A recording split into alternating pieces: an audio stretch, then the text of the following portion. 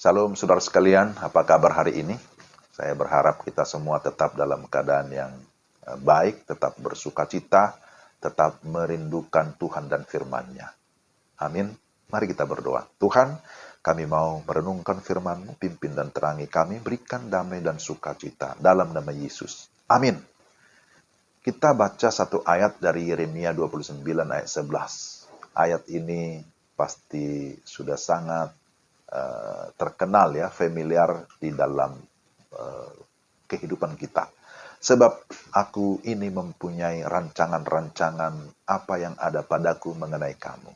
Demikianlah firman Tuhan, yaitu rancangan damai sejahtera dan bukan rancangan kecelakaan, untuk memberikan kepadamu hari depan yang penuh harapan. Demikian Yeremia 29 ayat 11. Tema renungan kita, hidup sesuai rancangan Allah. Hidup sesuai rancangan Allah. Saudara yang dikasihi Tuhan, sesuai dengan nubuat Yeremia pada abad yang ke-6 sebelum Masehi, 597 sebelum Masehi, kota Yerusalem jatuh dan para pemimpinnya pun dibuang ke Babilonia. Setelah mereka menetap di sana, Yeremia menulis surat kepada semua orang di pembuangan agar mereka membangun rumah dan menempatinya, berkebun dan memakan hasilnya, berkeluarga dan berusaha menyejahterakan kota tempat mereka tinggal. Mereka tidak mendengarkan mimpi para nabi palsu yang mengatakan tidak lama lagi mereka akan kembali ke Yerusalem. Tetapi sesungguhnya Tuhan akan membawa mereka kembali setelah 70 tahun di pembuangan. Jadi janji Allah kepada orang buangan di Babel, sebagaimana dikutip di dalam pembacaan kita, sering diterapkan pada kehidupan orang Kristen pada masa kini yang mengalami kesedihan dan kepedihan. Jadi ada 3 hal yang menjadi pelajaran bagi kita. Pertama, Allah mempunyai rancangan bagi umatnya. Hidup mungkin tampak tanpa tujuan. Ada orang yang menggambarkan sejarah sebagai jejak kaki lalat mabuk di atas kertas putih. Tapi, saudara, itu tidak benar. Hidup tidak acak tanpa arti. Tetapi hidup kita ada dalam rancangan Tuhan. Itu berarti hidup kita berarti di dalam Tuhan. Amin. Itu yang pertama. Kedua, Allah tahu rancangan-rancangannya di dalam hidup kita. Belum tentu dia memaparkan rancangannya, tetapi dia memiliki dan mengetahuinya. Orang tua mulai membuat rancangan bagi anak-anaknya sebelum mereka lahir. Begitu juga Bapa kita yang di surga.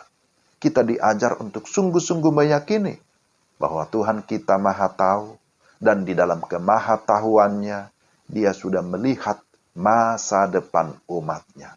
Sudah memiliki rancangan-rancangan terbaik dalam kehidupan kita sebagai anak-anaknya. Amin. Yang ketiga, rancangan Allah adalah rancangan yang terbaik. Disebutkan rancangan damai sejahtera. Ini memang sulit dimengerti dalam konteks mereka dalam pembuangan di Babel pada masa itu.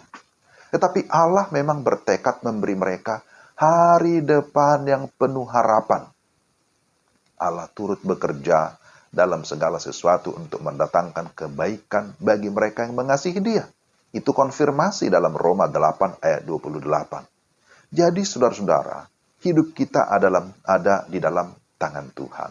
Dia membentuk kita dan merancang hidup kita untuk kemuliaannya.